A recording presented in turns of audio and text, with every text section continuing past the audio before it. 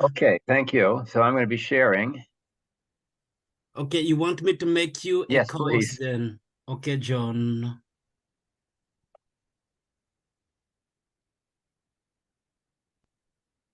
Let's see. No, I'm still waiting. Okay. It is okay now, John? Yes. Yes. Okay, so okay, so well, this is just our event, as we already know. So I wanted to sort of start with what I might call a primer on the church in Congo in the medieval and early modern period, because there's so much sort of different information out there about it. One of the problems we have is that in the colonial period, the Portuguese, in particular in Angola, made quite a deal that they had been the people who had sort of introduced Congo to Christianity, and even claiming that they sort of helped to form the Kingdom of Congo. And so it gave the impression to everybody that the church in the 16th or 17th century functioned the same way it did as in the colonial period, which is to say there was a domination of foreign missionaries. And these missionaries were quite hostile to local religion, and they tended to really dominate the scene. And I want to just make it clear that this is not true at all, that it was propaganda of the Portuguese. It was a serious misreading of the original source material, which I've always hoped to control. And so what I wanted, what sort of just review, and some of you have heard earlier talks I've given, I've done this before, and I'll do this quickly as I can. Basically, shortly after the connection between Portugal and Congo in 1482, the Portuguese, there was an exchange of people. There was 5 or 6 Portuguese were left in Africa, and at least one and maybe more Congolese nobles were carried away. This is always when you get a phone call. Okay. I'm on the phone. I'm on the. Don't talk to me right now. Talk to mom. Sorry, my daughter in England. Time zone. So anyway, the result was anyway that the Congolese government decided to send a large-scale mission in 1486 to Portugal. The purpose of this mission was to study Christianity. They'd already heard about it from the Portuguese who had come to their country. They'd already had one person go to Lisbon, stay for a year, and come back. So they were aware of pretty much what was going on. But this was a long-standing mission. And we know that they studied Christianity in the Portuguese language in Lisbon. We know that, for example, Vicente dos Anjos was their teacher, and that they mutually learned each other's languages in order to develop basically what would become the Congolese version of Christianity. So subsequent to that, the mission returned, the king was baptized. We're familiar with all of that. But what happens next is a little bit less clear. First of all, we know that missionaries were sent to Congo, but they were very few. We're not sure how many, but it wasn't more than 5 or 6. And the primary work of evangelization in Congo from the very beginning was done by Congolese people themselves. These were people, let's see, oh my goodness, that are called mestres de escola or ndongeleke, depending on which language you want to use. These were typically drawn from the nobility. They were literate. And by 1540, they were all over the country. So these are the real propagators of Christianity. This group remains in place right up through the 19th century. And they were sort of the foundation of that church. The second thing to say is, eventually we'll get to what this is about. The second thing to say is that it's important to realize that that was the case. I think another thing that's worth mentioning as well is that this event took place in the medieval period. From the purpose of the history of the Catholic Church or the Christian Church in Europe, the Reformation and the Counter-Reformation in particular take place almost a century after this. So what we're dealing with is a very different sort of Christianity that they met in Europe than one would meet if you'd gone there in 1650. Because the Counter-Reformation basically declared war on the medieval church, and much of what we know about the medieval church was sort of really annihilated over a longer period of time. So the reason I say that is because the medieval church was much more tolerant of what we would describe as spiritual essences that are not necessarily directly related to Christianity. Local spiritual entities and things like that. Also means of knowledge like divination, astrology, and so on, were much more tolerated in the medieval church. But more than just that there was basically what this shaping of the church was it was an interaction between European understanding of Christianity and that of these African elites who went to Europe. And it wasn't just that one in 1486. There were numbers that came after them, and they went to Europe and they came back. And so they were relatively up to date. So one of the things that they discovered, that is to say the Congolese intellectuals, were the grounds for making Christian church actually an African church. And so the first thing I'm showing here is a slide which shows a 1513 map of Central Africa. And what I want to draw your attention to is, if you look over here, this is what they call the Rio de Moni Congo. In this particular case, it's the Congo River. As you can see, it flows into the interior of Africa and eventually flows out of this place. So this place right here is actually, according to the map maker, the Garden of Eden, or the terrestrial paradise where Adam and Eve lived. And it's from this idea that the Congolese came to believe that humanity had been created more or less, as you can see, on the eastern border of the Kingdom of Congo.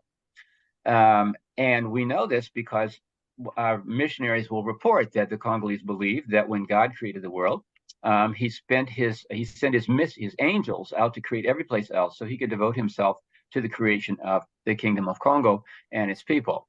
And so this is documented in the reference, and this is undoubtedly how that came about. Already in the 1580s, we understand that the Congolese believed that the terrestrial paradise was at the source of the Congo River. The second thing that they determined was thanks to a chance encounter of the Congolese ambassador to Rome, Manuel, the brother of King Alfonso I, was traveling to Spain, and he happened to stop at the Church of Our Lady of Guadalupe in southern Spain, where he was told that the image of the Virgin that was made into a statue on the altar was based on a painting made by the Apostle Luke at the time of her life, and it was a life portrait of her. And here's that statue. So a reasonable person might easily assume that the Virgin and Jesus were both black, as you can see them represented here. It was sufficiently interesting to him that he appears to have left a lamp, a votive lamp, in the sanctuary in the name of the King of Congo, because a pilgrim passing there 3 years later described a lamp left by the King of Congo.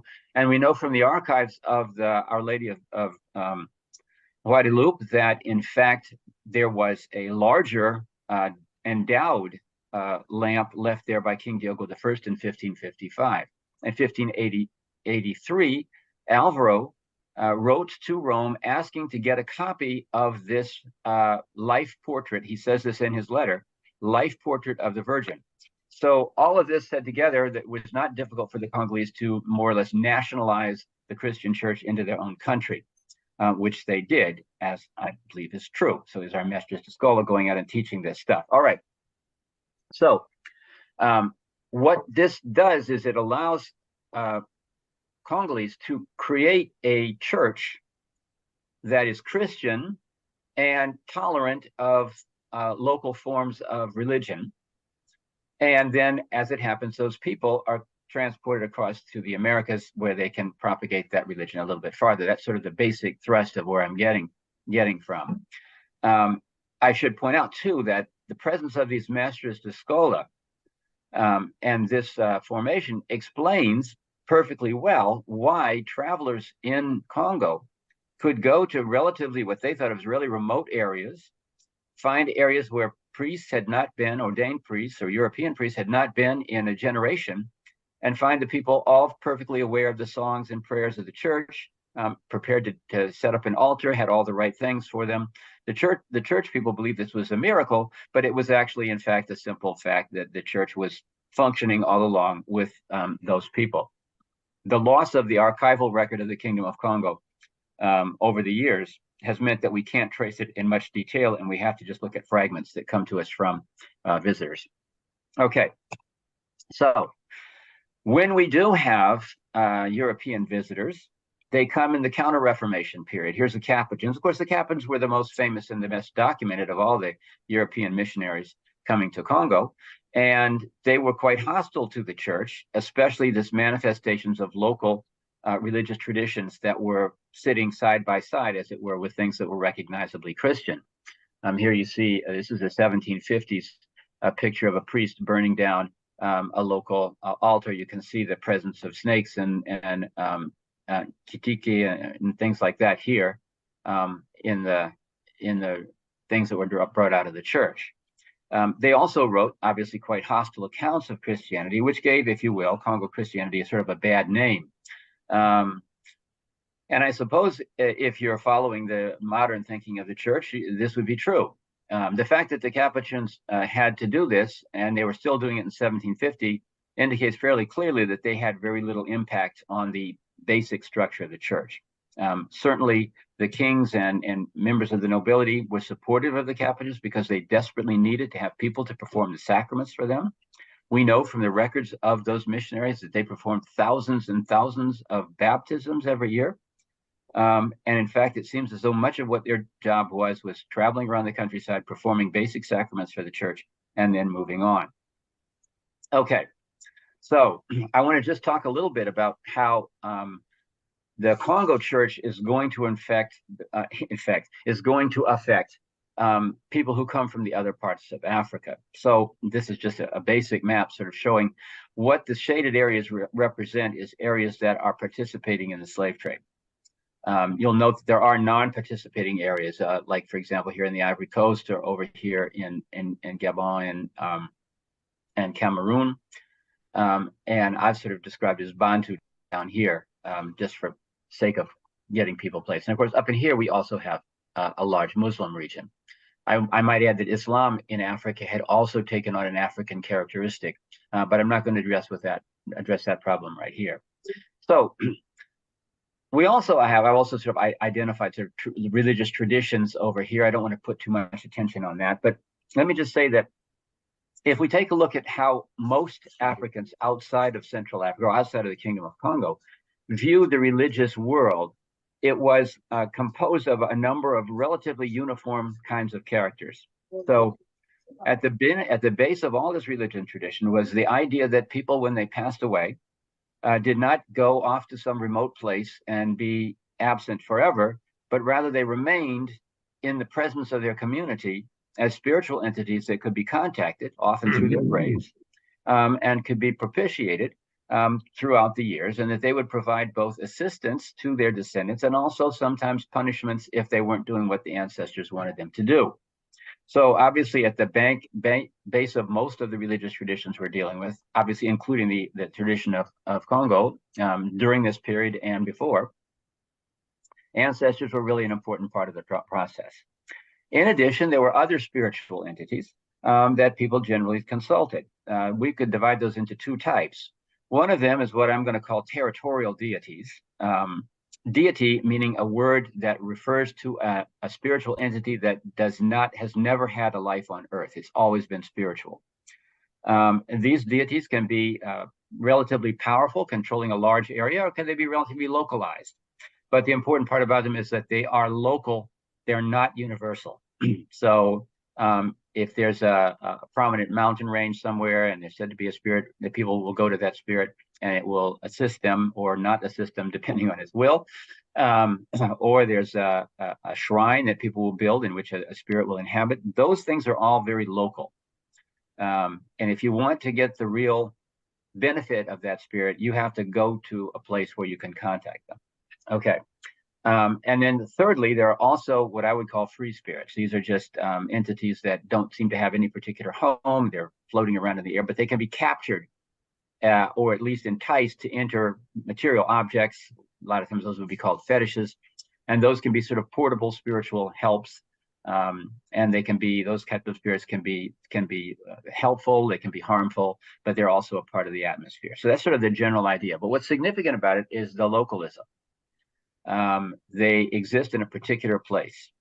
But presumably, if one's thinking about the universe, they're everywhere in the universe. So everybody recognizes that in their one home territory, we have this particular spiritual entity here and that one over there. Let me see, I think I have a picture. This is an Akan shrine. It's one of the more prominent shrines. It doesn't look like very much here, but it's an important place for a local entity, which was the sort of patron spirit for the Fante Confederation in southern, in what would be today southern Ghana.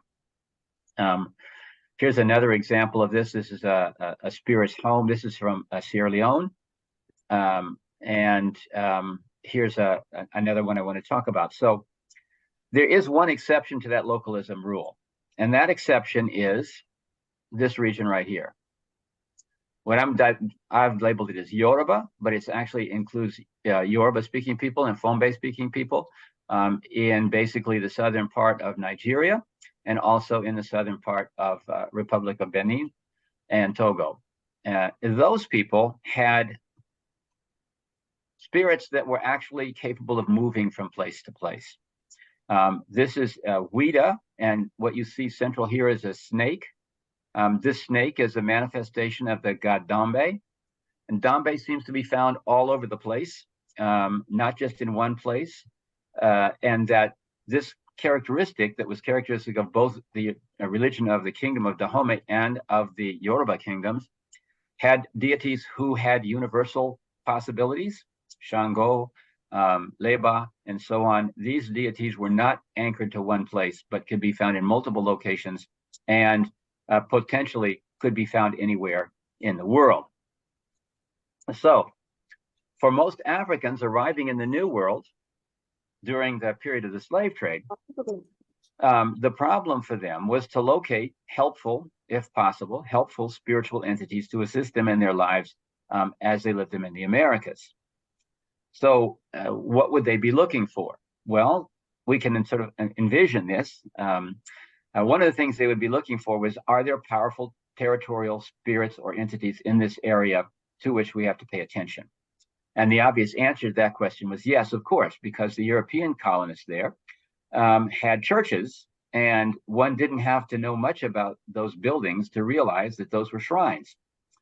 People went there, they sang songs, they heard liturgies, and if they spoke to their slaves at all, they might mention the power of that deity they called God. But they also realized that this deity had other characteristics. For example, there was Jesus, and in the Catholic countries, of course, there were all the saints. In Protestant countries, it was a little bit more difficult because of the sort of general speaking monotheism of Protestantism in this regard. And so obviously they would say, okay, this is a powerful entity here. We need to pay attention to that one. So they were not at all hostile to becoming converted to Christianity. In Catholic countries, of course, that was something that the church strove to have happen. And so what we read in the reports of Catholic clergy in the Americas is that there wasn't any barrier with Africans wishing to be baptized and wishing to be a part of that cult. In fact, the fact is that the church pushed them away a little bit. We know, for example, in Saint-Domingue, that the church, while it was encouraged to baptize people, it didn't want them to advance very far beyond baptism. So there was a social barrier that they put. Nevertheless, obviously, people wanted to suppress that if they could do it. Okay.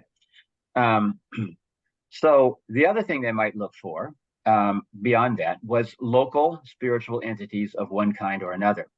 And to discover what those were and who they were, they had with them, inevitably, some of the people that came across the ocean had spiritual gifts, and they were able to contact the other world.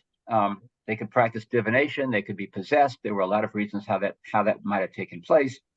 And in this way, they were able to seek out local spirits. Now, these would not be African spirits, of course. It's not these spirits that are African. It's the technique used to detect them and the understanding of how they should be propitiated and used. And so in Catholic countries, the obvious source of this would also be saints. Saints would be discovered. But in the case of people coming from Congo and Angola, this is not a problem for them at all because they already have the saints. So if you come from Congo and you find yourself in Brazil, it's not going to be difficult for you to locate San Antonio. He's going to be there, and you're going to say, okay, we know this guy from Congo, and we can point to places in Congo where there are churches and even cities dedicated to these particular saints.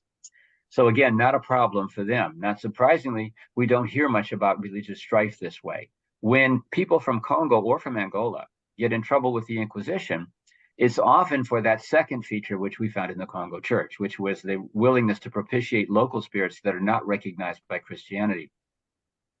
There, if you read the Inquisition case that involved them, it's typically that kind of thing. They're using a divination practice, they're locating that entity, they're using that entity to their benefit.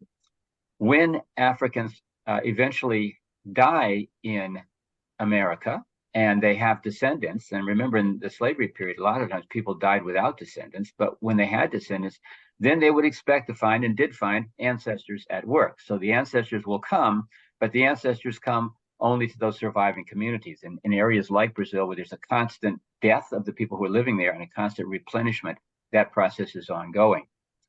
One of the bigger problems, however, is with regards to the Protestant areas. So Protestant churches don't have saints. And consequently, the people from Congo are only really having that one particular place to go. Okay.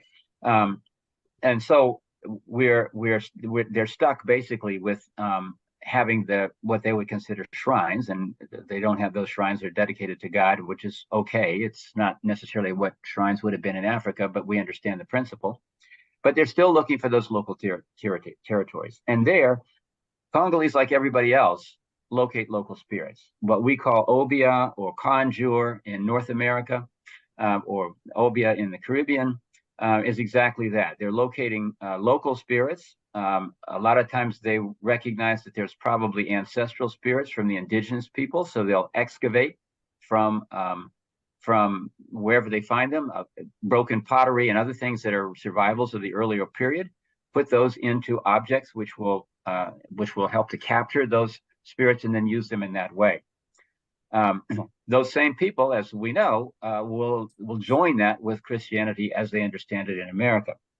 Now, the last thing to say about this is that the Congos were also interested in evangelization.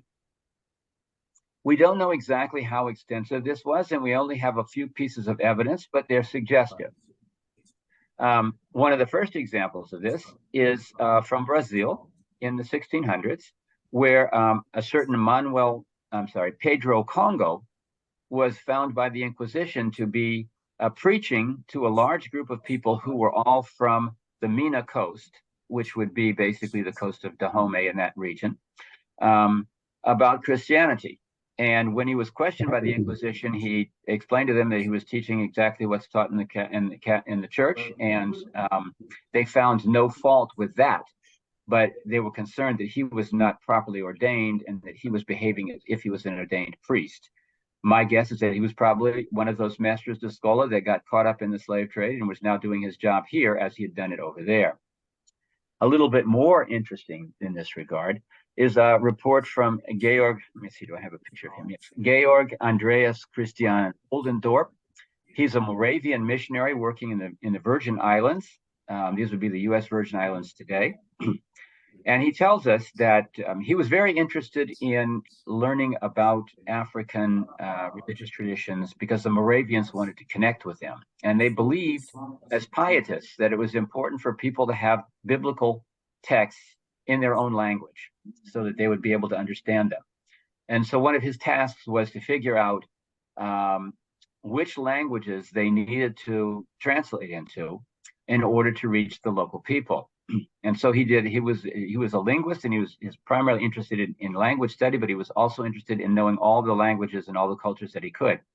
So in his book on this, which is a huge, massive book, he says that one of the things he observed was that Congolese people, when they came, they were Christians. He noted this. They were baptized, as he said, by the papists in Africa, and that they were teaching people and that they were actually baptizing them. He describes their baptism. He said different people did it in different ways, but it often involved obviously putting salt on the mouth. If people know the Kikongo Catechism, the word for baptism is kudiamungwa, which means to eat salt. So this was a part of the process, and then they would put some water on their head and then give them a slap so that they would be absolved of their sins in Guinea, and send them on their way. And many of these people served as sort of godparents to the people that they baptized. From Oldendorf's account, it sounds like this was quite widespread. And I think it's only because we had somebody like Oldendorf who was, truly interested in African religious beliefs, in the hopes of getting them to become, as he might have seen it, proper Christians. He took the trouble to look these things up and pay attention to them. There's a little bit of other evidence from Saint-Domingue. It's not as convincing as Oldendorf's is. And this one is that the French government in Saint-Domingue, especially after the 1758 Mackendal conspiracy was discovered, was very security conscious, and they pressed a lot of insistence on limiting the religious activities of Africans in the fear that they might create a conspiracy. So churches would be closed at night, in particular. Churches could only be used during the day. But they also they noted that there were a number of people who were studying Christianity on their own in groups, and that these had to be ceased as well because they might be the sort of a dangerous spot of conspiracies. I'm suspecting that those study groups that the French law referred to were actually like the type of things that Oldendorf is talking about, where these would be masters of school that would be discussing religion with those people. Unfortunately, there's no ethnic names mentioned in this. We only know that Congos were a significant portion of the population, and one's likely to be interested in this kind of thing. So unfortunately, I have to say that my model for this is relatively limited in terms of its data. These are only suggestive, and I only have to say that in so much of the study of the African life in the Americas, we have very, very limited documentation on anything having to do with their cultural life. This is just a fact.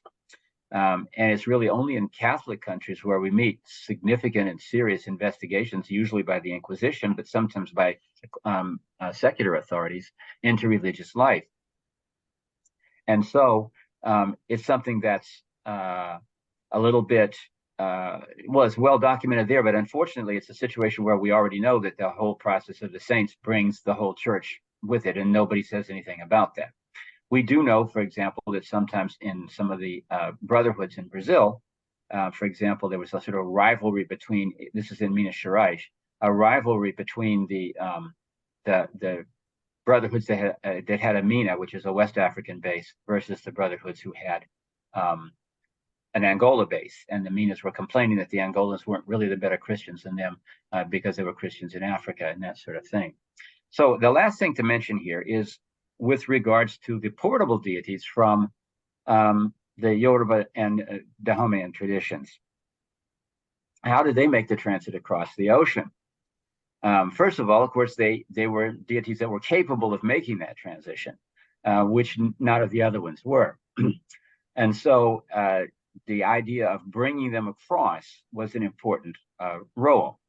So again, an Inquisition case from Brazil from 1747 gives us a hint as to how that process took place. And it describes an attempt, or I should say a successful attempt, to bring what was called the saint of your country, the Santo de sua terra, from the Mina coast to Brazil. And the intermediary for this was Our Lady of the Rosary. And Our Lady of the Rosary was the intermediary to which the saint of the land in Mina, which I think would probably have been Dahomey or Ouida or one of those countries in the Bay-speaking region, was spent 7 years on her knees begging God to give permission for this saint to go. Now, when they're saying Santa de sua terra, I think they're using the word voodoo to translate into santo. Voodoo is a sort of a generic term in Fombe for a spiritual entity of almost any level.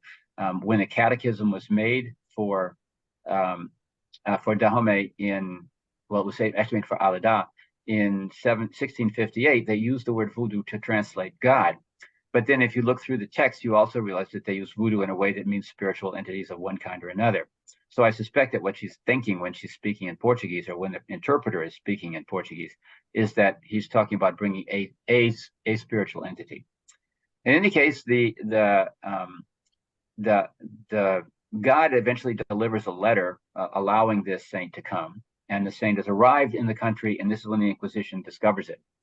Now, her contact was all through the state of possession. So the woman who testified, Josefina, I think was her name, Josefina, she was in a state of possession. She was said to have risen in the air, which I take to mean that, and that this allowed her in a state of possession to learn these kinds of things because she had spiritual contacts with it. And this is how that saint was brought across. I don't know if that's a general model for how saints arrive in Brazil or in Haiti, although possession is certainly an important part of their cult. It does give us an idea of how a non-Christian community could do this. And what's significant is that the intermediary, in this particular case, was the Virgin, and presumably would be identified with that saint. So if you can imagine, as we know from Brazil, for example, the saints of Candomblé are Yoruba saints for the most part, and in Haiti, they tend to be Fombe-delivered saints, but they usually have a spiritual pair that's a Catholic saint. And so if we can take that model from 1747, we can see this process whereby a particular saint is identified, and a particular saint identifies with a deity in Africa and then helps that deity to come across the ocean, creating that bond between the two. I know this is a radical departure from what most people have said, which is that the practitioners of African religions use the saints as a sort of a subterfuge to prevent the authorities from learning about what they're doing. But if we look at it as a theological perspective, that subterfuge model presumes that you're sort of actually not really that religious. You're just doing something to do something.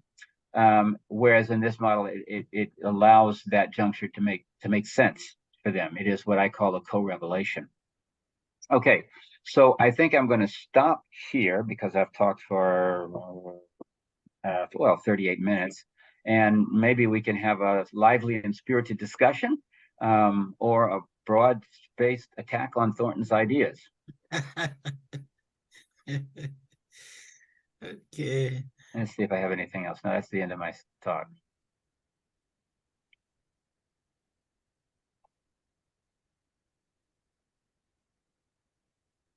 Okay.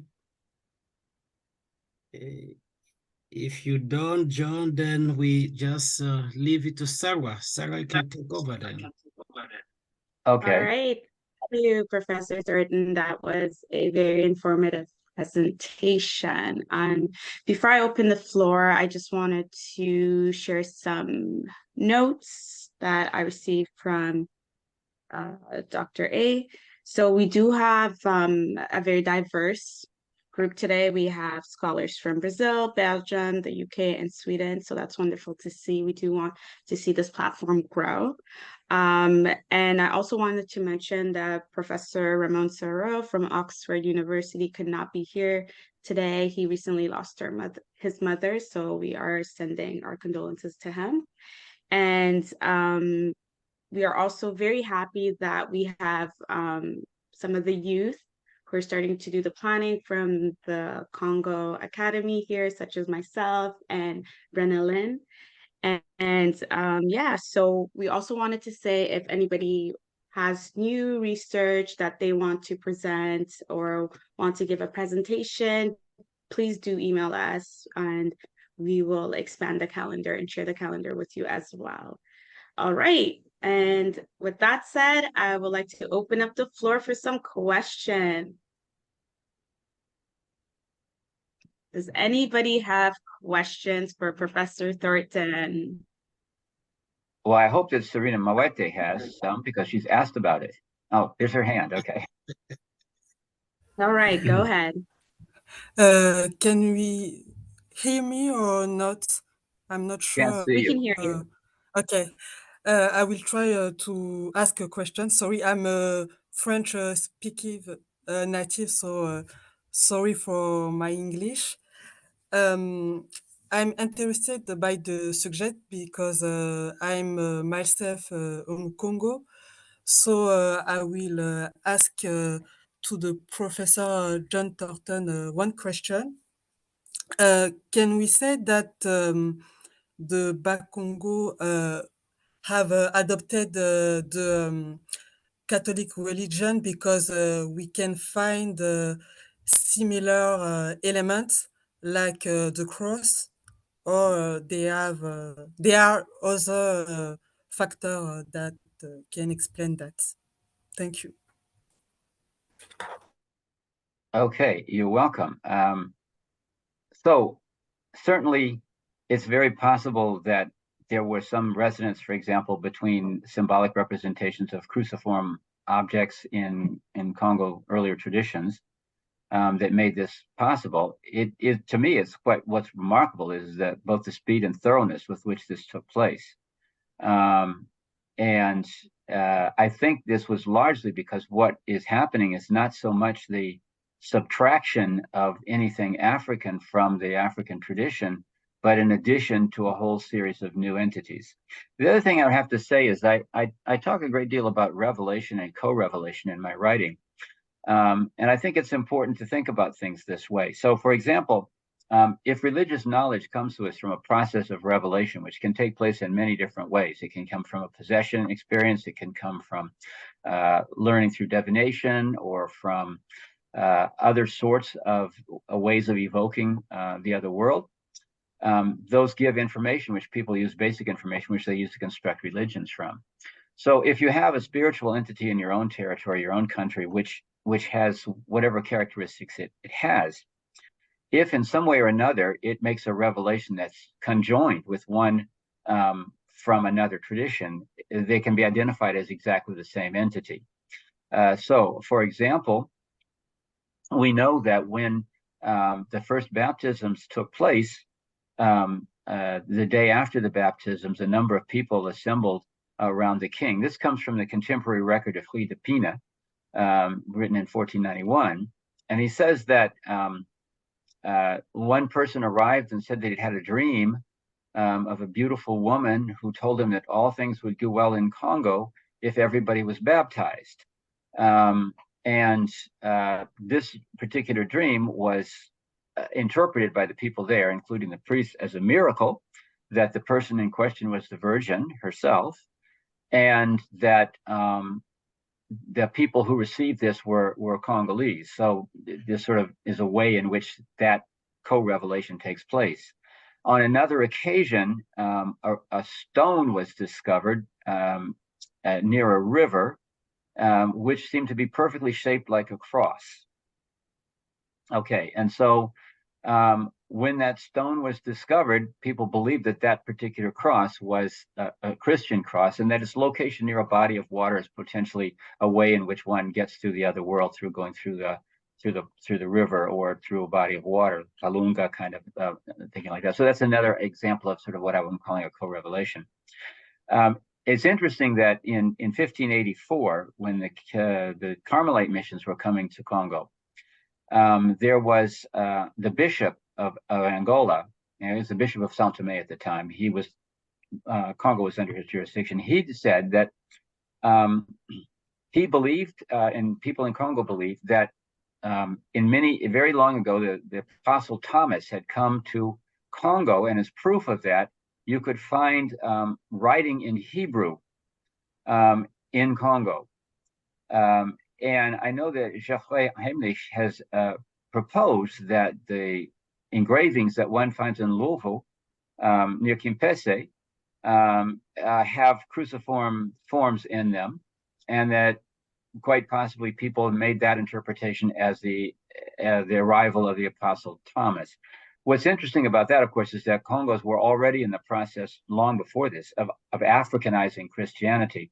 And it would be very helpful for that theory if not only was it proven, as it were, that Jesus and Mary were Black and that creation took place in Congo, but also that St. Thomas, who's credited often with spreading Christianity, like in the Americas, many places you see St. Thomas shows up, and the Aztecs hear about him, the Incas hear about him, people in Brazil hear about him. In Brazil, he was supposed to, they learned in 1513 that St. Thomas had been in Brazil.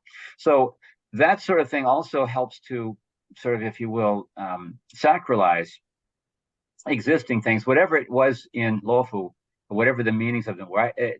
Heimlich's work is problematic only because when he was able to date these, these cruciform figures. I mean, they were discovered in the 1950s and 60s, and European priests tended to interpret them as being post-Christianity. Okay, and Heinrich has the margin of errors on his radiocarbon dates spread from the pre-Christian to the post-Christian period. So unfortunately, it's not a problem that's fully resolved. But I think it's probably an interesting one. And again, whether these are the cruciform objects are Christian crosses or not is maybe less relevant than the fact that the whole body of material is mysterious to people and can have multiple interpretations, and having it to be Hebrew from St. Thomas is good enough for a lot of people. So I suspect that was really the idea that was going on with regards to that pre-Christian idea, was identifying as much as possible in the landscape of religion in Congo with landscape in European countries. I don't think this particular process is particularly unique to Africa. I think this is the way Christianity spread many kinds in Western Europe, where local deities became saints. This is kind of the normal thing.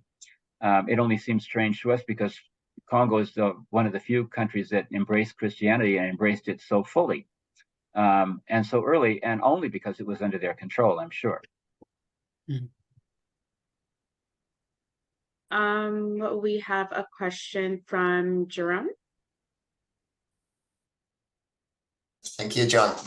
I think we've come to similar conclusions, right, John? I had a question though about what you said about the Congolese missionary work, right? And if you read Oldendorp, and he speaks about those who are being converted, one observation he makes is that they have to be whipped for the sins they committed in Africa before converting. And I wonder how you interpret that.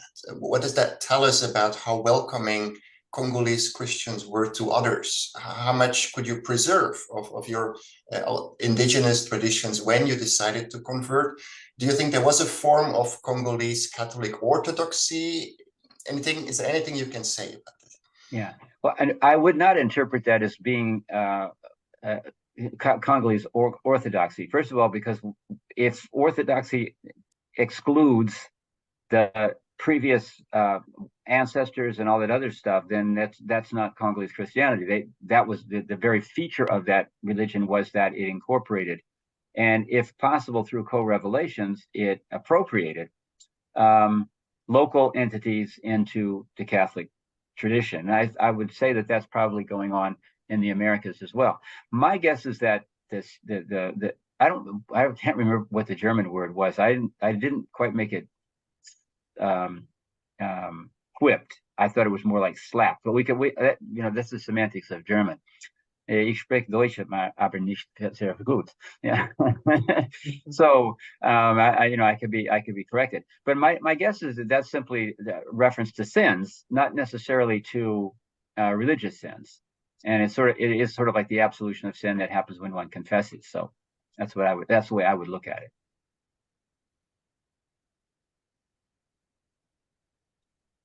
And we have Diane also with another question. Thank you. Thank you, Professor Thornton, for your presentation. I have many questions, many things I'd love to take up with you. I was looking for a quotation from my first book, 3 Eyes for the Journey, African Dimensions of the Jamaican Religious Experience. And I want to read just a few lines from a quotation from the Missionary, the Religious Tract Society, one of the British evangelical or missionary societies. And I just want to see what you think about it. It's in the middle of the quotation passage that I use here. Their ideas of the deity were few, and they're speaking about Africans in Jamaica. And no, in the wider Caribbean, not just Jamaica, the wider Caribbean. Sorry about that. Their ideas of the deity were few, and those few confused and unbecoming. Some were papists, and I'm thinking probably Congolese or Angolans. Some professedly belonged to the Coptic or Abyssinian churches. Some Mohammedans, most of them idolaters, paying an uncertain reverence to the sun and moon, to the ocean, to the rocks, to the fountains of rivers, and to images of various kinds. Serpents and other reptiles were also classed with their divinities. Many worshipped the devil himself. Well, that's not uncommon to see in missionary documents, but what do you think about some professedly belonging to the Coptic or Abyssinian churches? Have you come across anything like that? Well, I just have now. Yeah, I know. I have to I say, call I have attention the, to it I in the have the endnote. Abyssinian. So presumably he's referring to the Ethiopian church, in spite of that sort of strange wording. Well, obviously the slave trade didn't bring any Ethiopians, as far as I know, to America. Although anything is possible, it happened over a long period of time, and pilgrims were seized in the Indian Ocean by British shipping, and there were people going to Madagascar. So who knows how that might have worked? Right. And he might have met somebody, or he might have misunderstood what people said as being somehow connected to the Ethiopian church. I mean, to do that, you'd have to sort of visit the Council of Chalcedon to determine whether or not they were, whether the what was it, however, that Chalcedon worked out the relationship between the items of the Trinity. So it could be that a wandering Egyptian or a wandering Ethiopian ended up there, but my guess is it's probably a misinterpretation of something that he heard somebody say. It'd be interesting to figure out what that might have been. Because I mean, the basic teaching text. It could have been an early formulation of what scholars in my field have called Ethiopianism. The sacred symbol of Ethiopia. I've often wondered that, but it's never left me. I've always wondered what that was about, and I've never seen any other reference like that in my work. But I thought I would raise it of you to see if you had ever seen anything or heard anything. Well, so what's the date for that? It would have been it's 19th century. Hold on, I'm going to get it for you. The other question, just so you can begin to think about it, I'd like you to talk a little bit more about your method, about how you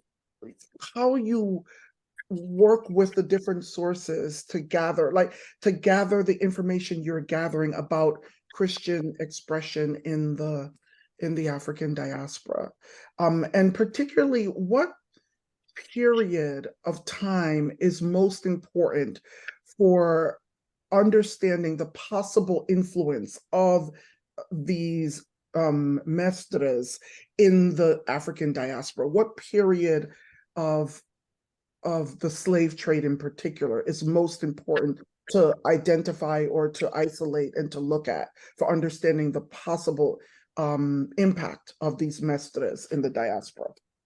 I'm going to find it for you. Hold on. Well, I mean, I have to say, methodologically, I it's just looking at virtually any documentation that relates to the lives of Africans in the Americas. I mean, certainly Inquisition documents are really rich sources for this, but they are also what I would describe as an anecdotal source, which is here's one person making one statement, and sometimes more things are evoked in that, but it's always difficult to know how to use that material, but it's there. And it's much better than the normal silences that you get in so much of the documentation, particularly in the English-speaking world, where there's just really not much interest, at least in writing, in anything having to do with Africans in any capacity. And we don't really see that until we're already a highly creolized group. Then finally, you do get these sort of descriptions in North America. In the Caribbean, again, it's not a whole lot different there too.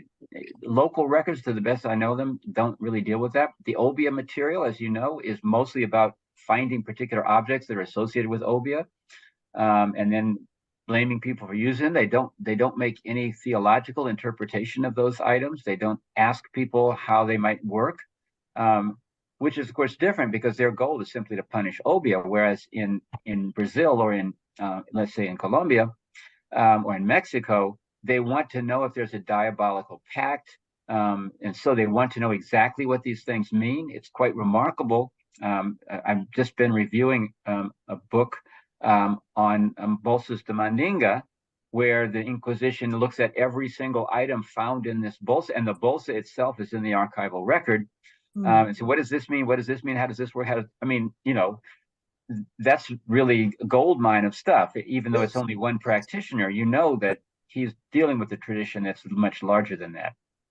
So I'm still thinking about your Abyssinians, and Abyssinianism obviously is a part of that process. It was published in 1843. But this is a publication that also, they're quoting and citing a range of missionaries. So some of them could have been working as early as the early 1800s or mid 1800s, but it was published in 1843. Yeah. Okay. Well, I'm going to just leave that as a mystery for right now. But I will say that, first of all, the first mention of Masters de Escola comes from 1514. And the last mention comes from 1859. So they're there all the time. And they're self-sustaining and self-perpetuating. They don't require any outside influence. So we don't have any reason to believe that they're never there. I think that the worst period, I guess you might say, for Congo in the slave trade would have been the 18th century. When public order had more or less completely collapsed, in which we had these people I'm calling entrepreneurial nobles who were setting up little camps and they're raiding the countryside. My friend Boileau, the Mad Dog, is one of the more famous of those. I know that Thiago Sapeggi knows all about Boileau. And at that point, thousands of people are being enslaved and being shipped out. And it's probably not very much respecting social order and those kinds of things. So that's my guess. I think if you look at statistical purposes too, that's also where you get the surge. Also, of course, it's not really Angolans, it's really Congolese, because the slave trade runs through Luango, and that's where the English and the French and the Dutch are buying slaves. And so virtually all the ones they're buying are going to come from that disaster that's taking place in the Kingdom of Congo. So I would say that's probably the period of greatest impact. And it's the one where you would find more people who are coming in who have just come from Africa and not are creolized, where their impact is going to be continuous. Okay. That's helpful. And just a note, I mean, there, in Brazil, there's so many of the candomblé houses that have, complained that the Yoruba is mostly recognized, but they talk about the Angola houses, the Dahomian houses, or I'm curious, I mean, you emphasize Yoruba, but I mean, I have visited these Congo houses, these Angola houses, and they have Nkisis that visit them. Like, I mean, it gets reconstituted in conversation with the Yoruba. But those houses do exist, and they often feel like they get overshadowed by the Yoruba. So I just wondered about, are you looking at any of those traditions as well? And I think it's just important to remember that candomblé is not just a Yoruba tradition. I think so many of these African heritage religions, I teach them as umbrellas. I mean, they are really how would I put it, institutions that allow for a Pan-Africanization, no matter which ones seem to come to the fore, which ones seem to dominate. You always find these poly-religious elements, and I mean among the Africans themselves, within them. So I see candomblé as a structure that allows for different African religious expressions to be possible. And there are certainly numerous Angola houses in Brazil, as well. So any thoughts about that, or? Yeah, sure. So you probably know Luis Parish's work. And he, of course, makes a big deal for the Dahomean origins of candomblé. And it makes sense in terms of the general nature of the slave trade, in that the Yorubas are very late arrivals into the Atlantic. Right. The same is true in Cuba. You don't get huge masses of them until you start getting the collapse of Coyault and the jihads and so on. Whereas the Dahomean branch, or the Bay-speaking branch, is right from very early, from the 1620s and 30s. And so that's part of it. Also, I mean, my understanding of African religion generally is that it's not dogmatic, and that it's open to any sort of validated revelation. So Boschmann has a statement in his book, which I quote, which is from 1705, where he says that a man will walk out of his house at the beginning of the day and seize upon whatever he happens to meet and make that his God. Now, his informant is telling this is a little hostile to the religion, or he's trying to please his Christian informant, that this is really kind of a trivial thing. And he says if he makes offerings to it and he has the success that he wants, then he continues it to be a god. If not, he throws it away and goes on to something else. And while I recognize the derogatory nature of that statement, it also does reflect the idea that deities are constantly stressed. I mean, they're constantly tested. And people are really perfectly open to any other possibility. We tend to think of religions as dogmatic because we tend to think of religious history in terms of the Abrahamic religions, and we think about the church councils of the Catholic Church, which are remarkable, that their entire debate is about cosmology at the highest levels, and they're not really testing anything against sort of miracles. And then when the Counter-Reformation comes around, and the medieval church, of course, has lots and lots of these sort of people who have done something, contacted a local fairy or something, and that fairy has given them wealth and whatever. They explain that not by saying that they're wrong, but that they're diabolical, which is the best way to. So the demonization of different things makes it possible for them to go and persecute people and kill people over that question.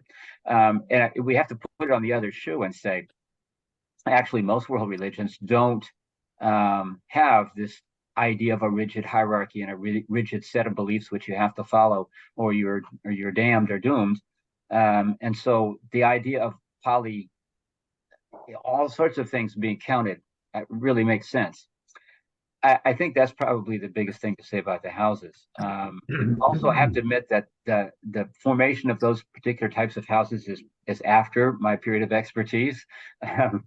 So I just have a piece that came out in the Portuguese Studies Review, the one that I talked about with the arrival of the saint of their countryside. It's also published in Brazil in Portuguese. Funny enough, the Portuguese published the English version and the Brazilians published the Portuguese version. And it was weird. Anyway, that's another story. But anyway, it's just come out. I think it's called African Gods and Saints in Brazilian Religion or something like that. And it's where I try to work through that process. Okay, thank you.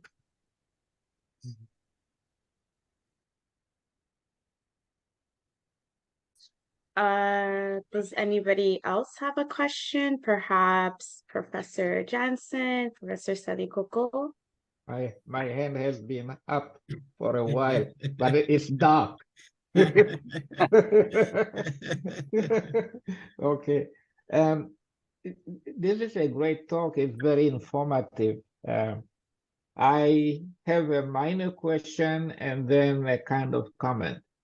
The question is about your periodization. You talk about the medieval period and the early modern period. I wonder how significant it is, because if we take the distinction seriously, there wouldn't have been a long period of medievalism. If early modern period starts with the Renaissance, then it would have been just for barely 20 years, even less than 20 years. And that's what one would consider a transitional period. What difference does it make in terms of religious practices that were introduced to the Congo during that period and the period just afterwards, within 50 years or so? What is significant, I think, is the fact that indigenization or Africanization started pretty early. Mm-hmm. And as you also pointed out, this has happened in different parts of the world with Christianity itself. When Judaism was European, even became Christianity. That's a kind of universal process. People adopt things and adapt them to their own worldviews in some ways.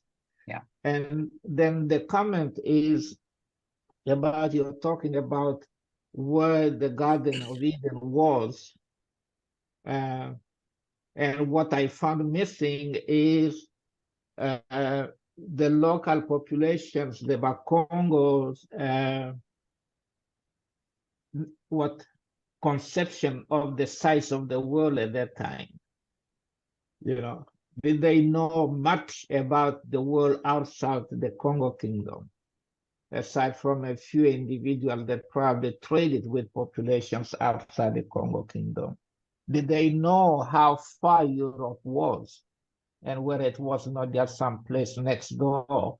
I remember, I think it was Jan van Sina who said that when the Europeans showed up first, people just thought they were ghosts because that's our representation of ghosts. And they just came from the sea, something like that. So they wouldn't have thought of a world thousands of miles away from where they were. So wouldn't that help explain why eventually people had to think of the Virgin Mary as Black? And, you know, they could have represented all spirits in Christianity as Black too. It basically would make a whole lot of sense, don't you think? Yeah. I'll say, so sir, when I'm dividing the church history, I'm not so much using the medieval church in the Catholic Church ends at the Council of Trent, which is over in 1560. But the Council of Trent itself was not really implemented very much in Europe until probably the very early 17th century. So we're dealing with then a solid 100 and maybe even close to 200 years before the medieval church comes. When the Counter-Reformation arrives in Congo is 1645. That's when the Capuchin mission arrives. The Jesuits come earlier, and they really don't do this kind of thing. They don't go into the countryside and look at what people are doing. The Inquisition, there was an Inquisition conducted by the Jesuits in 1620s, and they had very little to say about local religion. As far as we can see, they were satisfied with it. They said, well, yes, they have some local stuff in there, which we're not really happy about, but we're not going to worry about that. It was basically the Jesuits. But the Capuchins actually went after it, which is what they did in Europe. And the language that's used by these missionaries to describe diabolical superstition and so on, that's exactly the words they were using to describe Europeans who were still following the medieval church as the Counter-Reformation takes place. And of course, it takes a long time. They have to have the Counter-Revolutionary Reformation priests have to have the cooperation of public authorities to do what they want to do. Basically, the Capuchins never had that kind of cooperation, so they weren't able to make an impact. The kings would be indifferent to them. They were very responsive if they said, well, we're going to not give you the sacraments anymore. So they could respond to ecclesiastical threats, but they clearly didn't offer a whole lot of support for, you know, a systematic campaign to wipe out diabolism or superstition or something like that. The Capuchins did that on their own. And let's remember, there were never more than a half dozen or a dozen, maybe at the most, Capuchins in the country at any given time. This is a place that has, you know, 130,000 square kilometers. It has over 700,000 people. You know, they're not doing it. They're not making it. And you look at what do? They go through the countryside, baptize, baptize, baptize, baptize, baptize, give a sermon, baptize, baptize, baptize, give a sermon, baptize, baptize, baptize, give a sermon. That's all they're doing. All the other parts in the hands of the Congolese intellectuals. So to pivot to your second question, obviously peasants living in the countryside are not going to be very much in touch with the outer world anyway. You could say that for any place. I imagine that peasants in Poland knew very little about peasants in France. And so it's really at the level of the elite and the intellectuals. And there, I think the process is, this is where it starts. These are the people that thought through how exactly we should look at that. That group that went to Lisbon in 1486, and whatever the discussions were, all we know from it is that in the biography of Vicente Anjos, who was their teacher, was that he used the science of language, he says, to teach them the truths of our faith. So presumably the roots of the fundamental translations were done at that time. And, they already decided early on that Zambia Mpungu was going to be what the Christians called God. They'd already probably decided that term like Kisi, with all that carries with it, is going to be holy. And we could go on. The question of the survival of the ancestors. Look at how the Congolese treated All Saints Day, where people went to the cemeteries, they prayed to their ancestors. I mean, this is typically the way this thing worked. Yeah. And visiting missionaries described this to us. I mean, we obviously have a great lack of the Congo voice in this because of the destruction of their archives. And I mean, we know they were literate, that the elite was illiterate, so they could have left us records, but we don't have them. And so we're sort of at a loss. So the Capuchins are not exactly unbiased witnesses. But then, in historians, as a historian, we never meet an unbiased witness. So we can't necessarily say what they do. And certainly they don't agree on how they assess the situation there.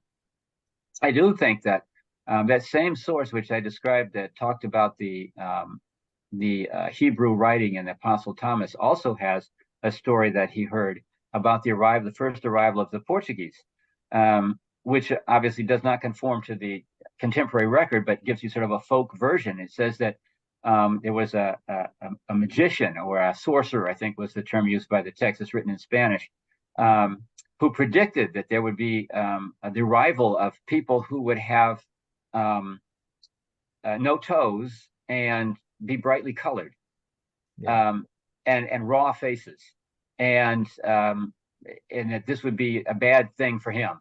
So, and of course they show up. The Portuguese are wearing boots, so that's why they don't have toes, and they're wearing colored fitting clothing, so that's why they're multicolored.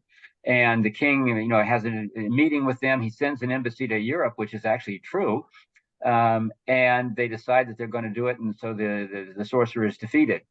And that, I don't know if that would be described as folk wisdom, but it is obviously a working through oral tradition of a story through a parallel passage that's not the one that we can see in the documentation. So anyway, that's I guess the best I can say. What I infer from your narrative is the significance of the founder effect, that from the earliest contacts, religion was introduced, if not by missionaries, but by the practice of the Portuguese. And then you have this handful of people that engage in proselytization in the kingdom.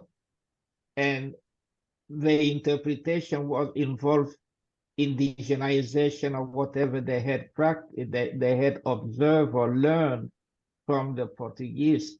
And by the time the missionaries arrived, there was something already going on that kind of, I don't know if it facilitated the work of missionaries, but that handful of people had quite an impact on what would evolve in the Congo. Sure. I mean, there were Portuguese priests in Congo from the very beginning. I mean, there weren't very many of them. Okay. And their role tended to be educational. So yes, they did have a role to play in that.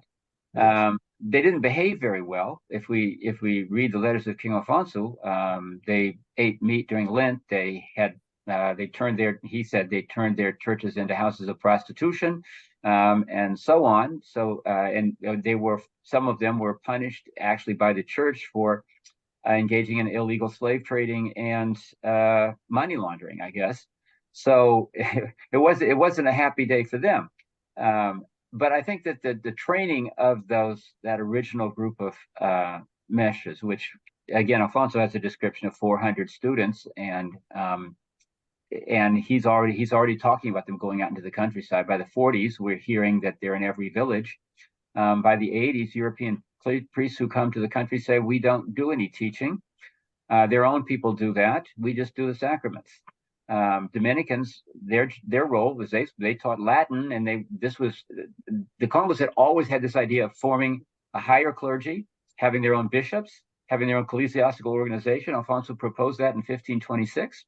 The Portuguese subverted it by basically claiming patronage over the episcopal apparatus, and then they tried to get their own people in there, and ultimately, at the end of the day, it left a strange situation where the hands of the teaching was in the hands of local people, and the sacraments alone really were in the hands of foreign missionaries. And that's just the way it looks like to me. And those missionaries did their best to try to enact their reforms, but they weren't particularly successful. Some of them were really bitter and upset about that. Others were a little bit more sanguine, I guess.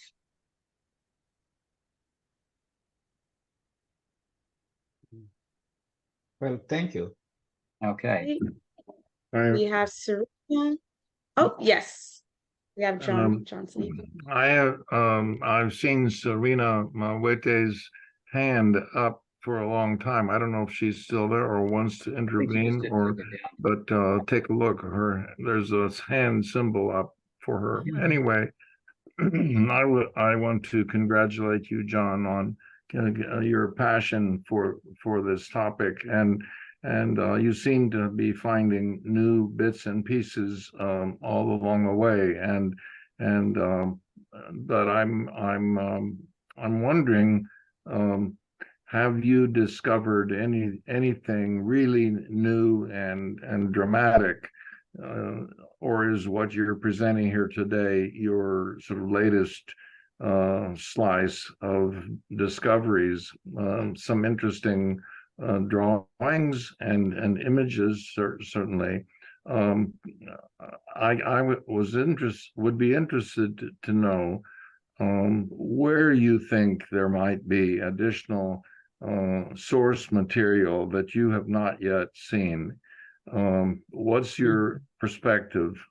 We know that there are many Congos, and so I would imagine any and all archives that might hold historical material might still have some secrets. So I'm wondering, how do you see the field that you're researching? Where might there be new and interesting material? And an observation, how about if we look at Christianity in Congo kind of like a set of objects and practices and institutions? What if we were to look at the history of Christianity kind of like the introduction of manioc? What would we find? In other words, rather than look at a pre-existing sort of institution out there, let's look at visible sort of material and behavioral objects that we know were part of an original sort of corpus, or like the introduction of kiln-dried brick housing. That was a specific practice that came from somewhere and was adopted very, very widely. So can we look at this topic as maybe something that has a lot of bits and pieces that can be studied using whatever methods we have available? And anyway, those are my sort of off the top of my head thoughts here this morning. Thank you. Yeah, thanks. Well, thanks. Actually, I have to say that, yes, I've made a number of what I think are pretty sensational documentary discoveries in the past 3 or 4 years on the internet. The first of these was the trip of the Ambassador Manuel. I happened to I entered Mani Congo as a search term in Google, and then went through 20 screens.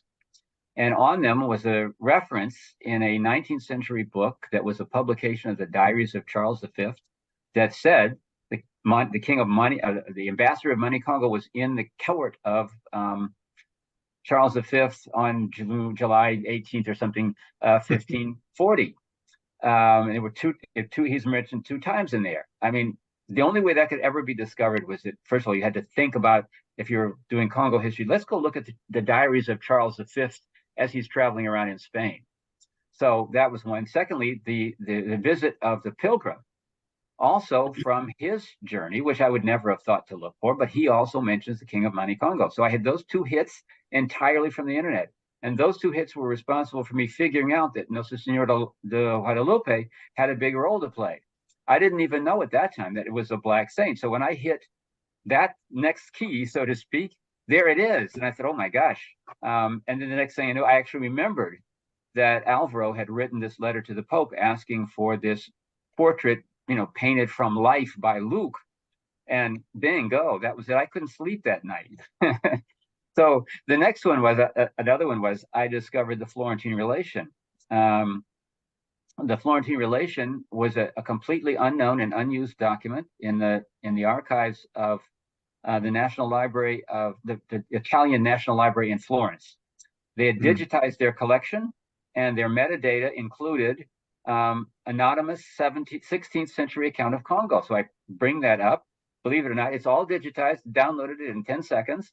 20 pages long, unknown description from 1587. And from that, I got information about, for example, the prehistory, the pre-known history of Congo.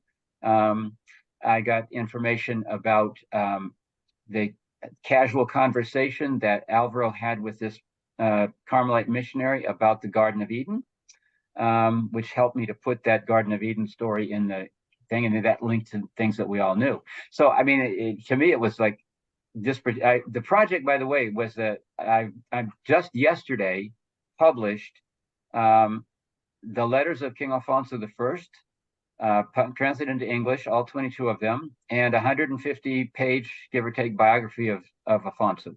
So the research project that resulted in that book was the project that had caused me to make those hits on the internet. So again, I think there's a lot more out there than we know about. And the ongoing process of digitalization throughout the world, and the possibilities of search engines to locate information make it possible for us to discover something pretty remarkable. And I have to say that the Florentine relation that I've now published, it just came out, I think, a description of that manuscript with quotations of the sections that are really unique and new from it. But there's a lot more that can be mined from it that I didn't think to put in there. It was just beginnings. We'll look at all this stuff that's there.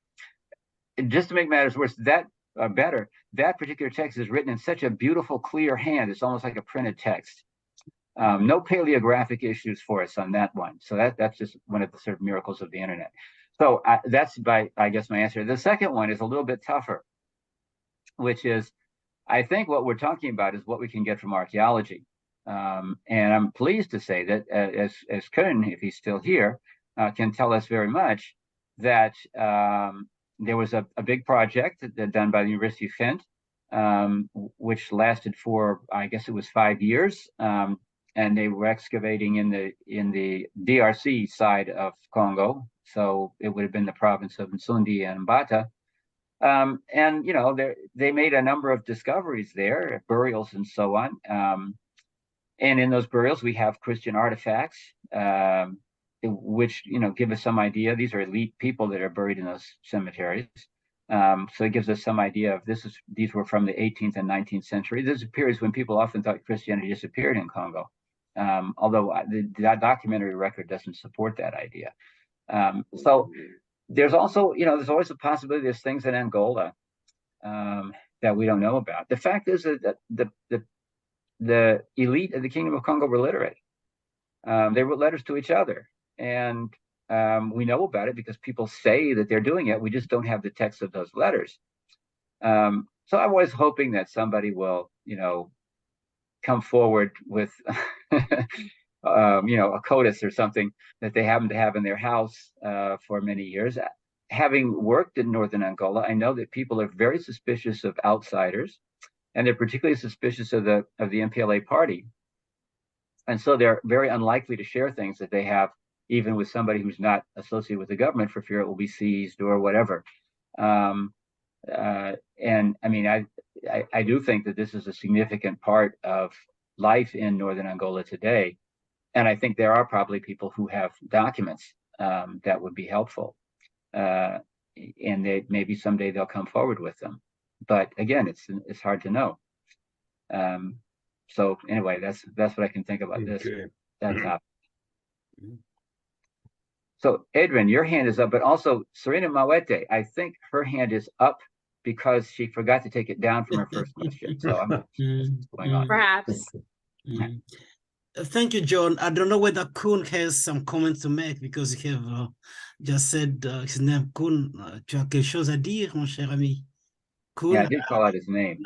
Not really, but the project John is referring to has been finished since a while, so we're currently ending the successor of that project, and which is more to the eastern part of the Congo, so the eastern part of or to the east of the Congo Kingdom, so it's in the Coyault province of the DRC, where ultimately the roots, I think, of Congo people may be situated, but yeah, so I would be glad to talk about that maybe another meeting. You. Yes, just Kun, we are just looking forward to your talk very soon. John, if I could just respond to Kun for a minute. Kun knows this very well. I just have an article which I've submitted to the Journal of African History on the Empire of Monimuji. So the Empire of Monimuji is mentioned in Pigafetta's account of Congo in passing, and it turned up in the Florentine relation as well. And so I began looking into that, and I do believe there was an Empire of Monimuji. I think it was reasonably ancient, and its center was right where all of the rivers practically on the western side of the Congo basin merge at the Kwa River, right at Moussier, which is what, if this is true, the capital of that empire. So we'll see what comes of that. But that's going to take archaeology, and that's what I hope that project will do. Unfortunately, I know there was some armed conflict in the area around Moussier last year, pretty serious armed conflict, and that's not good for archaeology. Kun is maybe braver than many, but most archaeologists, actually, they're braver than I am. I mean, they go to war zones all the time. I can just hope that they can find their way there and see what comes up from that. Okay, so now I'll shut up because Serena has told me that she has two questions that she wants to ask. Yes. Okay. No, go ahead. I will ask them after. John, I'm very interested on the symbolism of cross and salt in just Congo religions, and I think John Janzen can also help us by that. Just nobody go to see Nganga, just or Ndona, or traditional healer in Congo society without just seeing a cross, the cross, even just the use of salt. And I want to know whether, just as a historian, can really help us, whether the use of the cross in the Congo society predates just the encounter of Congo people just with Christianity, or it is really something that they came to know just after that encounter, just the cross in Congo religions. But again, just very interested. Yes, I have already heard that word, that term, Kudiamungwa, when people speak about just baptism, just Kudia mungwa, which means salt, kudia, to eat. Now, just what form of baptism was it that was being practiced there? Just that, did that baptism just refer to the use of water? Just, or it is really salt that was being eaten? Because again, just whenever you go to Singanga, and I'm so sorry to say so, that being born in Rukala, just not far from Kimpese, where Dan has been, and John has been to my just place, times again. There we have many Nganga, and the Nganga Nkisi use just salt very often. Very often now, when just we speak about baptism as Kudiamungwa, just was water being used in that baptism, or to really just giving somebody just so to eat. I really want to understand about that. Well, I understand that salt, oil, and water are all part of Catholic baptism. And I think that's been there for a long time. It's the salt of the earth. I don't doubt that the emphasis that Congo's put on the salt part would not relate to something in the traditional religion. The problem is that Christianity starts, in 1490, and anthropological fieldwork starts in 19 whatever. Okay, and in between is a lot of opportunities for people to exchange things back and forth. So it's very hard for us to go to the field today, let's say, and do something from a contemporary society, and then assume that that has been so forever in the past, and then to not recognize that this interaction between, however it was constructed by Congolese authorities, how that interacted with local traditions. And I think that ultimately you're not going to be able to prove satisfactorily a pre-Christian tradition based on a contemporary field research simply because of the impossibility of that intermixture, unless we have other kinds of evidence like archaeological evidence or something that might be helpful. That's why I think Heimlich's work was really interesting. And it related to, maybe a lot of this has to do with Foucault's interest in the cross in his book. And I think you probably know, if you've read the Kikongo versions of the book, first of all, of course, if you read the French version, you don't realize that it's actually not a translation as much as it is a sort of a interpretation. And if you look at Foucault's work in English, a lot of times he likes to do this by taking Kikongo words and phrases and then using them to get a whole set of meaning, which is actually explained only in the English text. That French text has a lot of those features in it as well. But you'll notice that he never uses the word, what is the word he uses for the cross? It's very famous. Dikendwa. Yeah. Well, okay, so that word doesn't occur in the Kikongo text. Instead, it's kuluzu. And, kuluzu is just the Portuguese word Kikongoized. So it's certainly worth, for most people, it's worth reading Foucault in Kikongo as well as in French. When I was studying Kikongo, I used Foucault, to help myself build vocabulary, and I realized pretty soon that this was not a one-to-one correlation in any meaningful way. And unfortunately, my other opportunity was in Nkutuma Mpilo za Makanda, which is either really easy to read or really hard, depending on how that works out. Adrien has helped me with some of those translations because it's not just your regular street level, or not even that Kikongo that we're dealing with. So again, it's an interesting sort of situation as to how to match up what we know from contemporary. The contemporary record is obviously much richer, and it's infinitely accessible. You can go and ask somebody today. You can't really transport yourself back to the 16th century and do the same thing. And we all engage in this process because it's it's not the best piece of evidence, but it is evidence nevertheless, and we can use it as best we can. Thank you, Joe. Thank you. All right. Well, Serena has been waiting patiently, so you can go ahead. Yes, thank you for your patience, Serena. Like I said, I have two questions because I want to respond about what you have said when I asked you my question. So my first question is, can we say that there was no resistance about Bakongo peoples when they converted to Catholicism? Because we know, for example, that the king Nzingakuvu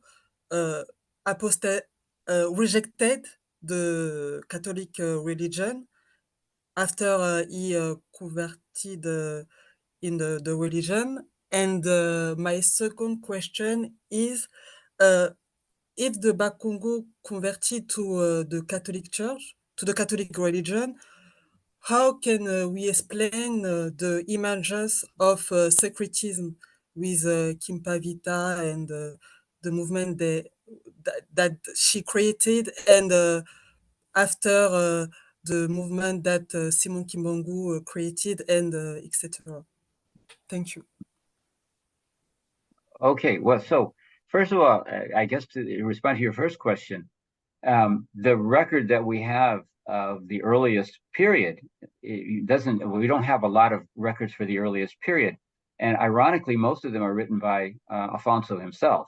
So what Afonso tells us about his coming to power needs to be taken, if you will, with a grain of salt, not having anything to do with baptism. He was writing to an European audience, trying to justify his achievement of power. And of course, he describes in there the miracle. Part of that explanation is his father's turning away from Christianity. However, it's interesting that the contemporary record also says that in 1504, which is just 2 years before Afonso came to the throne, a mission came there, and it was received with great enthusiasm. And there was no complaint at all 2 years before about the father drifting away from the faith.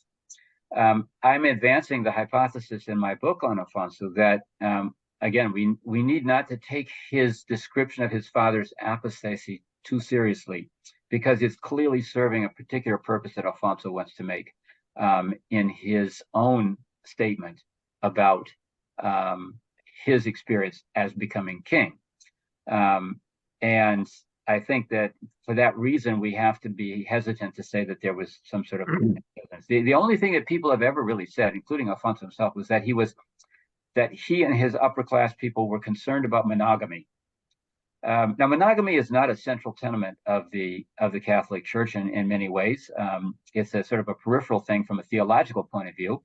And so if monogamy is the only issue, well, there are plenty of solutions to that, which anybody in the European upper class could have easily told you about concubinage of one kind or another. And in fact, that was the solution that Congo ultimately came to, was that they simply had other women in their presence, and that was good enough, and that the only one was officially baptized. So I'm not disputing that there probably was some dispute about that. And I think Afonso has skillfully guided that to make it look like a rejection of Christianity. So that's my answer to your first question. Now I'm trying to remember the second one. Oh, yes. Okay. So actually, I don't have any difficulty with Dona Beatrice's preaching coming out directly out of the work of the church as it was understood in Congo in her time. If anything, she was a bit hostile to the Counter-Reformation and to the Capuchins, which was not surprising given the nature of the relationship between the Capuchin order and the existing religious belief of Congo Christians. Much of what she says about the origins of Congo and its people and so on looked, when we first heard it, to be quite unique to her, and it was some sort of statement. But now, if we look at the research I've just finished, these ideas that she's espousing about Jesus and Mary and so on, these things are already embedded in the church in the 16th century. So she's working things that are new. She's possessed, after all, and as a possessed person, we don't always know how that works. But what comes out of her possessed statement are not ones that would be entirely inconsistent. And not surprisingly, this is why her ideas are accepted, because there's a big, already fertile base for that. There was a concern at the time that they weren't representing, that the church was not representing Black saints. And she wanted to make it clear that there were Black saints and that they should be so represented. So this was another part of her teaching. If we look at it as being the reaction of the church, the existing Congo church, against the Counter-Reformation, it's actually a reasonably good guess. Now, as for Simon Kimbangu, one of the things that happened between Dona Beatrice and Simon Kimbangu was the colonial church. When the Portuguese occupied northern Angola, when the Belgians occupied northern Congo, that's to say the Kingdom of Congo, they introduced a particular religious tradition, which was very much like the Counter-Reformation, but very much in charge of the colonial state. So it's not surprising that people who don't like the colonial state are not going to like the missionary religion either. And that's why I think, justifiably within that area is an emergence of a new reinterpretation that, because the older Catholic Church was actually being suppressed, or had been suppressed, in the 1890s and early 20th century, this is a reaction against it. So I don't think that the existence of these reform movements, if you want to call them that, are are necessarily different from the general basic theology that developed in the 16th century.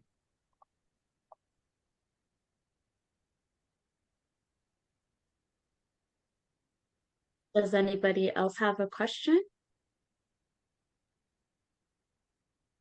Oh, Thiago, you can go ahead.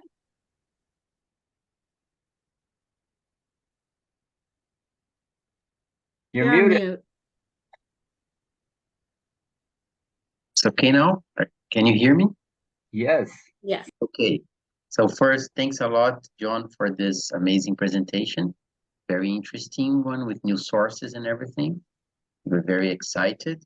And I would like to ask you about sources. In the same line as Diane asked you about sources and methodology, in terms of the popular Christianity in Congo, what can you tell us about the sources? Because you talk about baptismal records and missionary sources that are kind of superficial about the popular side of the peasant side of the Christianity. They talk a lot about they have a lot of relationship with the nobility, and one would be crazy to dispute the political importance of Catholicism in Congo in general. But even the mestres de escola, mestres da igreja, they would be mostly noble people. So even in the Americas. So I was wondering first, where can you in the Congo side in the terms of sources, and I was wondering if did your new path of research in the Americas, like looking on the Congo people practicing Christianity in the Americas, maybe we could find new sources that could illuminate the African side of things. I don't know. It's just an idea. So where do you think we should start in terms of sources in maybe in Brazilian records, Brazilian archives, in Portuguese Inquisition archives? So I'm excited about this idea that we can find documents in the American side that can illuminate the African side of the Congo. So I would have other questions, but let's leave it for now. Thank you. Yeah, no doubt you have other questions, Thiago, because this is you're in this deep in this woods yourself. Well, everybody realizes that the eyewitness written accounts that we have of the 16th, 17th century are largely from missionaries or from Congolese political elites. We would like to have more of correspondence. I mean, I don't know if people have fully paid attention to how many letters there are written by Congolese authorities of one kind or another available. Almost every king has at least one letter. One of the reasons that we have no difficulty in establishing a king list for the Kingdom of Congo is because we have actual physical document with a date on it, with that king's name on it. So we don't have to wrestle with who came first. And also they have things to say. I mean, Alfonso's letters are quite rich in terms of information about this, that, and the other thing. There's never been quite a source like the legal inquest of Diogo I in 1550 into the conspiracy against him, which tells us all manner of things about how Congo was governed from the testimony of the people in that trial, which is a Congolese trial. And we could go on from there, but and compared to other parts of Africa, this is like an amazing set of stuff. Now, let's face it, Capuchin documentation from 1645 to 1720 or so is incredibly rich, and the missionaries go right through the countryside. They go to visit village after village after village. Then they report things that they see. These are, I mean, their testimony, as we all know, is highly biased because of what they're doing. They're priests. They have a commitment to this particular idea. They don't like what they're seeing.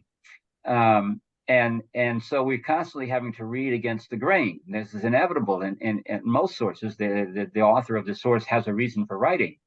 And their reason is really to talk about their trials and tribulations. But they're writing 500 pages sometimes, like Marcelino Datteri. And in the process, you see all manner of stuff. So one of the first things I would say is, we just need to keep reading those sources carefully and closely all the time. I'm glad that almost all of that material is now available either in published form or online, so that it's going to be not as much of a project to locate things in archives. There's still a few things that aren't published. A lot of the things from Propaganda Fide, for example, are not published, but even many of those are published at least in French translation, if not in the original. And I think that there's enough material there that you can continue for years finding stuff. My mother was a classicist, and people have been reading classical sources for 3 or 4 centuries, and they still keep finding new stuff in the margins or whatever of what people say or interpreting in a different way. So there's no end to how much can be done with a rich documented body of material. Obviously, we have to read it critically and we have to understand what it's about. The other thing is we may eventually get more. Well, first of all, we may find new sources. I mean, I didn't think I would ever find something like the Florentine relation. And unfortunately, as these things go, once I found it, I said, oh, there must be more. Let me go look for more, as if there's going to be a sudden surge of new stuff. And so I did lots of 20-page searches using different search terms and haven't hit something quite as exciting since then. But who knows? Next week, something can be digitized. We always know there's the possibility that some private collection or somewhere, or misfiled.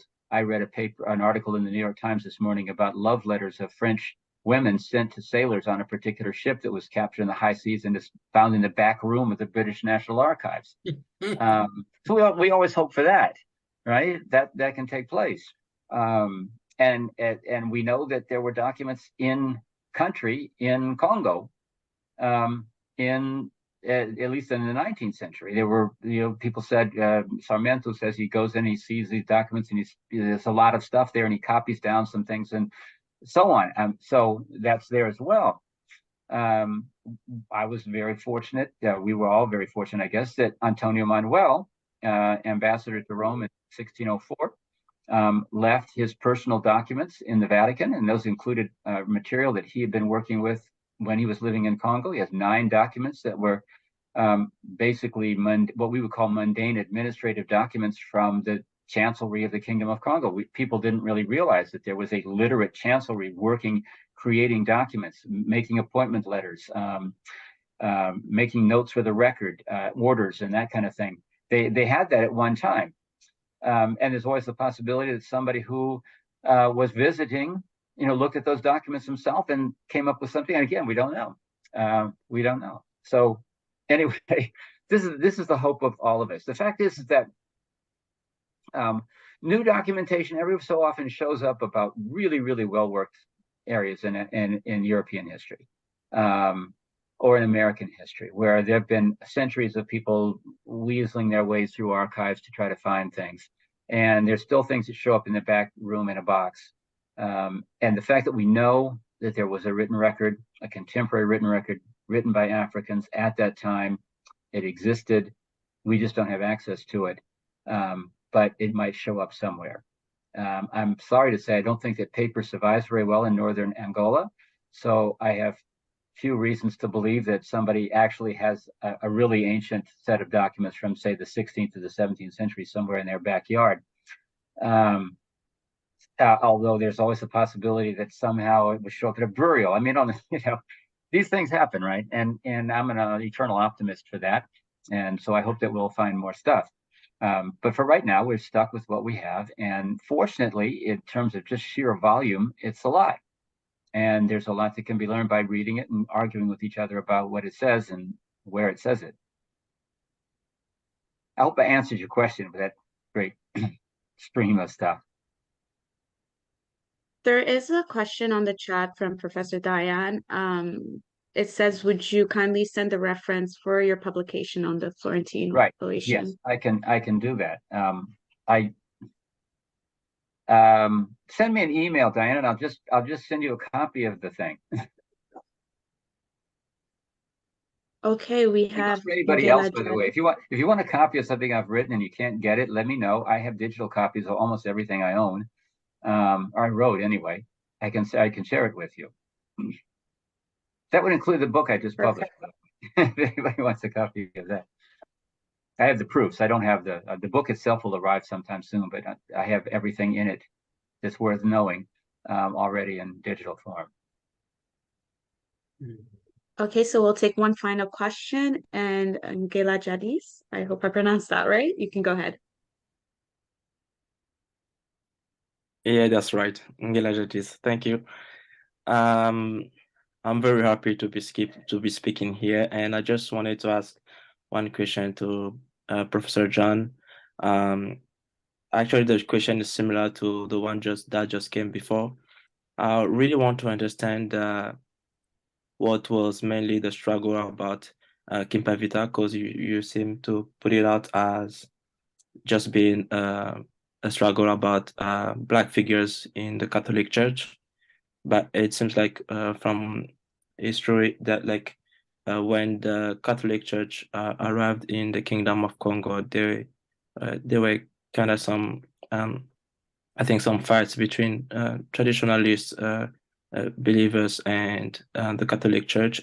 So I wanted to know if the struggle of Kimbanguism was mainly just about the Black figures in the Catholic Church, or was it really about going back to what is commonly called as the traditional beliefs and the Congo religion? That will be my first question. If maybe I can be granted a chance to ask another one, I will continue with the other one. What do you think, Adrien? Go ahead, please. Yeah, Just Sarah knows better than do. Just it depends on Sarah's who's in command. I granted. Thank you. Thank you. So this question probably has nothing to do with the topic of today, but it's just on your personal opinion. The title of King of Congo was abolished, I think, in the 1920 of our era. So I was just wondering, it's still very strong in among the Congo people that there's still this let's say this faith, this dream of having the Tortilla back in a certain way, because it's the memory is still very fresh in the population, and the history still nourish actually every Congo or Bakongo people. So I want to know if for a kingdom that has been that big as that one and has had international relationship with other countries like Portugal, and has signed international agreements, and which the title of king has been abolished not later than just 1920. Is it possible for that kingdom, or as Bakongo we call it Tortilla, is it possible for that Tortilla to come back to life? Thank you. Okay, well, thank you for that. So first, with regards to the question of Kimbanguism, no, it's not just about Black saints. This was a specific part of her teaching that was of concern. I think that probably the best way we can look at what she was getting at theologically is to look at her conversion of the prayer of what do you call it? Salve Regina, Hail Holy Queen in English, I guess. Because first of all, it has nothing to do textually with the original text, and everything to do with her understanding of, I would say, the fundamentals of religion. I don't know if you know, I translated that into Kikongo, for better or for worse, in the appendix of my book. And if you're a Kikongo speaker, you might want to look at that and tell me how I did. But just to say that basically what she's talking about is intentional, in the sense that she says that nothing in the sacramental armor of the church is really relevant, that God is only concerned with the intention of the believer, which I think is a fundamental thing, which is we would understand that the figures of the other world can be supplicated to do things.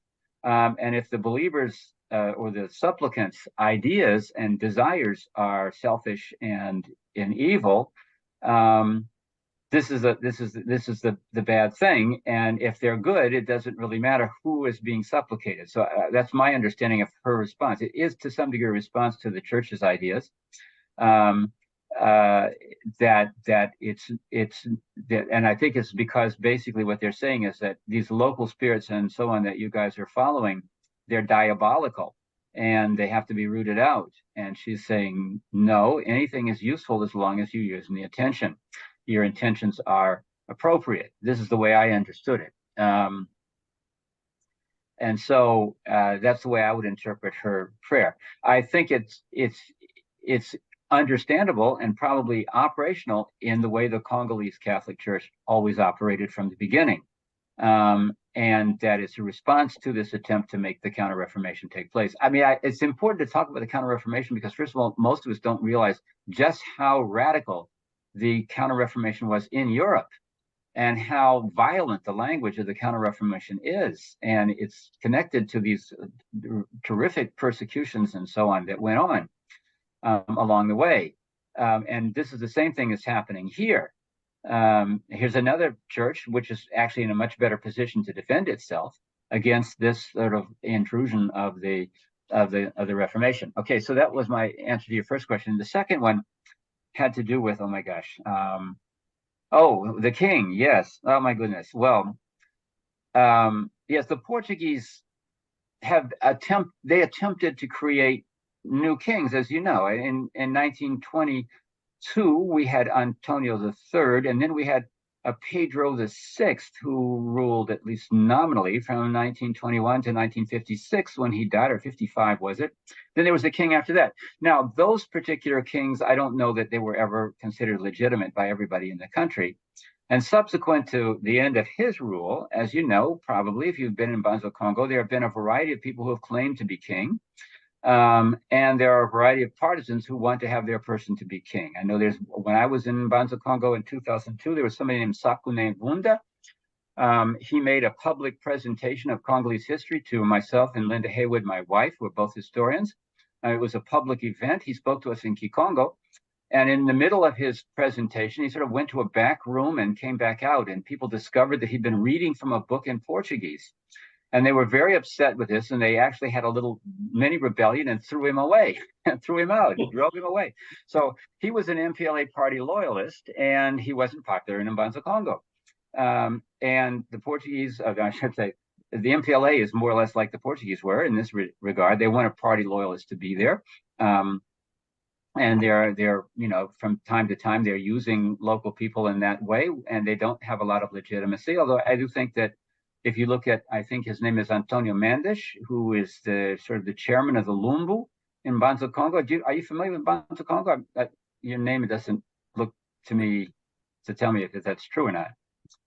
Do you live in Banza Congo? Are you near Banza Congo? No, I don't live. I don't live in Banza Congo. Actually, my traditional name is Mvama. Ngela is my family name, so my Congo name is Mvama. That's how I'm called traditionally. Okay. So yeah, I'm Musi Congo from on my mom's side I'm Kaunga Kisengele. On my dad's side I'm Musimbembe. My dad's side actually comes from Banza Congo. But my mom's side she's Manyanga. She's on the border between the two Congo. Okay, I just asked you that because in Banza Congo itself, there's a lot of sort of the party keeps trying to impose kings, and they're really not very well accepted. The only thing that's really functioning in terms of being a traditional thing is this Lumbu, which meets regularly and decides cases and so on. The MPLA, I understand, has been thinking about trying to make that a king. The other question that's of interest is whether there'll be a king. Even today, they have what they call a rei cultural, a cultural king, or this person has always been called a cultural king. Whether that will be a king of an actual administrative unit that we might call a kingdom. Of course, that would require the cooperation of people in RDC as well as in Angola. It seems unlikely that's going to come to fruition, but who knows what will happen in these times. So right now, I don't think that the prospects of having a king who's considered legitimate by everybody is likely, but who knows? I should just add that the history of the Kingdom of Congo has been largely about disputes over who's going to be the next king. The history of the country has been punctuated perpetually civil wars between people who want to be king. Partially, this is because the early kingdom of Congo was so highly centralized that control of the kingship meant the control of everything. All the provincial offices were under the control of the king. And so consequently, everybody has to fight for that throne. And that was what broke the kingdom up and ultimately led to its collapse. So it's not surprising that that tradition should continue now. I know there's at least 2 or 3 people who want to be king now. I don't always know their names, but I know they're around. So this is just my perspective from having been in Bantu Congo, talked to people there, and then also, you know, talked with other people who have been there as well. All right. Well, thank you so much. We are at time, so we will be wrapping up. Thank you, John, for this wonderful presentation, and thank you, everybody, for coming. John, we talked about you when we are actually planning or coming up with plans for the symposium that we're planning on resilience in Congo people history. And we would love to see scholars like John Janzen and Thiago also bring their insights as well. And if anybody also has research on contemporary Congolese social cultural movements, such as the Bundia Congo, please do get in touch with Dr. Adrien or members of the planning committee, such as myself. I will drop my email in the chat. Whether it be about Angola or Congo, please do get in touch with us in terms of if you want to present your research. And thank you, everyone, for coming. Dr. A, do you have final words? Do I have a final word? Oh, no, Adrien, go ahead. No, John, you have the final one, John. I don't have a word. Yeah. I've already said enough. John, you have a final one, please go ahead. John? No, nothing to say. Just goodbye, everybody. Thank you. Just what MacGaffey just sent me a note saying that he was busy. He had a previous commitment. He misses this talk. And as again we said, our good friend Ramon Sarro lost his mother, and he's a member of our Congo Academy family. Please just send him a word of love, and he told me that he got in touch with John Thornton to let you know about his mother passed away. Okay. And thank you very much for your support. Yes, John, go ahead, please. Okay, well, I just say Salkambiota. Thank you very much, John. Thank you very much. Thank you. We keep in touch. You have a very wonderful weekend, Chago, and everybody in Brazil, Con in Belgium, and friends in Sweden. Just au revoir, à bientôt. Bye-bye. Thank you. Bye-bye. Bye-bye. Bye-bye. Bye-bye.